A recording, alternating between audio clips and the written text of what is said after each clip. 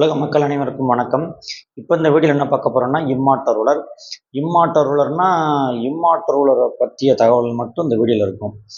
இந்த வீடியோவில் வந்து இம்மார்டர் பற்றி சில அந்த அதை பற்றி உலக புராண தமிழன்னு சொன்னேன் இல்லையா, அதை பற்றிய முழு இன்ஃபர்மேஷன், முழு தகவல் தான் இந்த வீடியோவில் இருக்கும். அதாவது நான் எனக்கு தெரிஞ்ச கருத்துக்களை வந்து சொல்கிறேன். வீடியோ பிடிச்சிருந்தா வீடியோ பிடிச்சிக்கோங்க. வீடியோ பார்த்துட்டு லைக் பண்ணுங்கள், சேனல் வந்து சப்ஸ்கிரைப் பண்ணுங்கள். அதாவது வந்து பார்த்திங்கன்னா, இந்த அறம்பாடி சித்தர் பாடலில் தான் நம்பிக்கிட்டு இருக்காதிங்க அப்படின்னு நான் சொல்ல வரேன். ஏன்னா அது வந்து ஒரு 30% 40% வேணால் நம்ம இது பண்ணிக்கலாம்.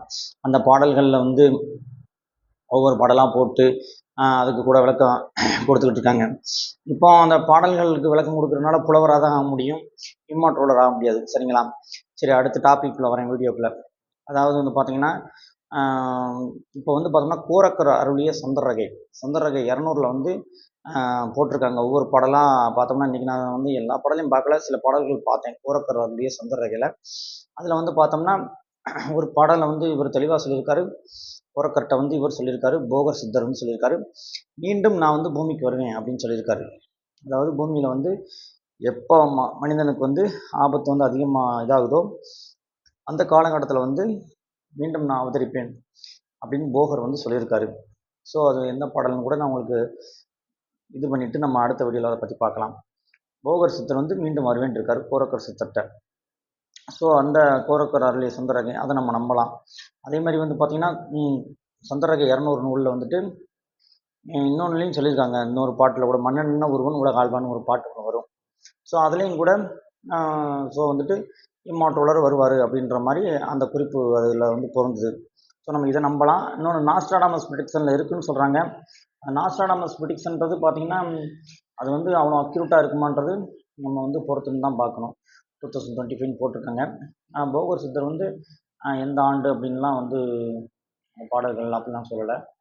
ஆனால் கோரக்கர் அருளிய சந்தரகையில் வந்து சொல்லியிருக்காங்க. ஸோ இன்னொன்று நான் என்ன சொல்ல வரேன்னா, ஒரு அவதாரம் அப்படின்றது வந்து பார்த்திங்கன்னா, இப்போ பூமி தோன்றிய காலத்தில் வந்து பார்த்துக்கிட்டோம்னா, இப்போ தமிழர்கள் தான் வந்து முதல் குடிமக்கள், மூத்த குடிமக்கள்ன்றாங்க. முதல் மனிதன் பேசிய மொழி தமிழ்ன்றாங்க.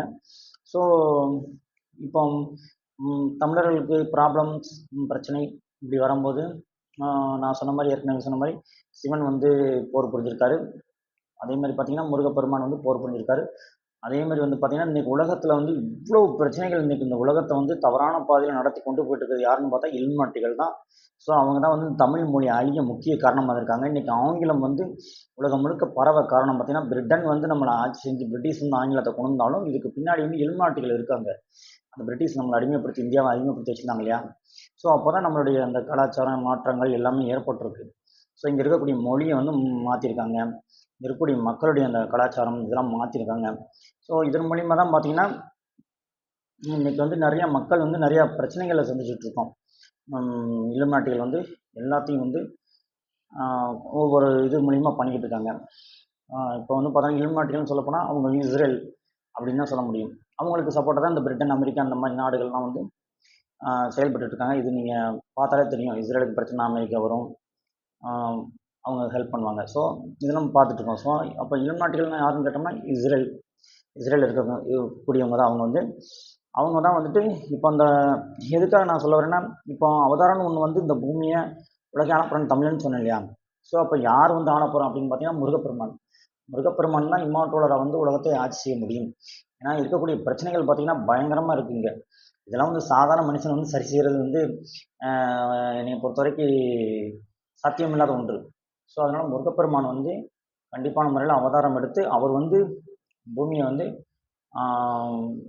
மாற்றம் கொண்டு வந்து அவர் வந்து ஆளுமையை செலுத்தி அவர் உட்கார்ந்து ஆட்சி பண்ணால் மட்டும்தான் வந்து இந்த பூமியை வந்து மீண்டும் பழைய நிலைமைக்கு கொண்டு வர முடியும். ஒரு நல்ல அறநெறியான ஆட்சியை உலக மக்களுக்கு கொடுக்க முடியும். ஏன்னா அந்த இலுமினாட்டிகள் என்ன பண்ணுறாங்க, அவங்களுக்கு பிடிக்காத நாடுகள் மேலெல்லாம் போர் தொடுத்து, இப்போ பார்த்தா காசாவில் இருக்கக்கூடிய பாலஸ்தீன மக்கள் இருக்காங்க இல்லையா, 50 லட்சம் பேர் உணவு இல்லாமல் இருக்காங்க. யாராவது குரல் கொடுக்குறீங்களா? நமக்கான நம்ம எல்லாம் போயிட்டுருக்கோம். ஸோ இதெல்லாம் தட்டி கேட்க கண்டிப்பாக கடவுளுடைய அவதாரம் வரும், முருகப்பெருமான் அவதரிப்பார். ஏன்னா அதை தான் நான் வந்து சொல்லிட்டு இருந்தேன் இல்லையா, 2025. ஸோ 2025 முருகப்பெருமான் அவதரித்து அவங்க வந்து கண்டிப்பாக உலகத்தை ஆட்சி செய்வாங்க. அப்போ வந்து பார்த்திங்கன்னா எப்படி இருக்குன்னா, பூமியில் வந்து எங்கே பார்த்தாலும் செழிப்பாக இருக்கும். அதே அதுதான் சத்தியுகம்ன்றாங்க. அதே மாதிரி இம்மாற்றோட ஆட்சி தான் முருகப்பெருமானோட ஆட்சி தான். அதே மாதிரி வந்து பார்த்திங்கன்னா அப்போ தான் வந்து தமிழ் மொழியெல்லாம் உலகம் முழுக்க மக்கள் பேசுவாங்க. இந்த ஆங்கிலம் இதெல்லாம் அழிஞ்சு போகும்.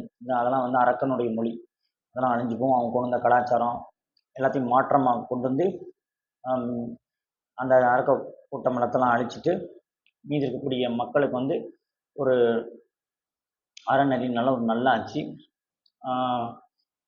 நல்ல ஆட்சியை கடவுள் வந்து பூமியில் இது பண்ணிட்டு போவாங்க.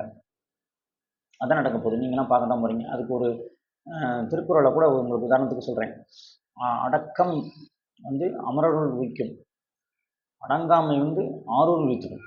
அடக்கம் அமரருள் உய்க்கும், அடங்காமை ஆரூரில் உய்த்துவிடும் அப்படின்னு சொல்லி ஒரு வள்ளுவப் பெருமான் வந்து திருவள்ளுவர் வந்து குறளை சொல்லியிருக்காரு. அதுக்கு உங்களுக்கு நான் சொல்லும்போதே உங்களுக்கு அர்த்தம் முடிஞ்சிருக்கும். அடக்கம் அமரருள் உய்க்கும்னா அமரன்னா யார்? தேவர்கள்பாங்க. தேவர்கள்ன்றது தெய்வம். அடக்கமாக இருந்தோம்னா இறைவனுடைய பாதையில் போய் அடக்கமாக இருந்தோம்னா நம்ம இதுக்கு போகலாம், தேவலோகத்துக்கு போகலாம்னு வச்சுக்கோங்க. இறைவனடி சேர்ந்துடலாம். ஸோ அடங்காமை ஆரூரில் உய்த்துவிடும். இருள்னா என்ன? இருள்னா அரக்கனா போய் சாத்தான் பாதையில் போய் நம்ம இதில் போய் தான் இத முடியும். அதனால் வந்து இறைவனோட பாதையில் போகிறவங்களுக்கு வந்து அமரன் அந்த இது தெய்வத்தோட பாதையில் போனீங்கன்னா நீங்கள் தெய்வத்தோட சரணாகதி அடைஞ்சு தெய்வத்தோட தெய்வமாக நீங்கள் மகிழ்ச்சியான வாழ்க்கையை வாழ முடியும்.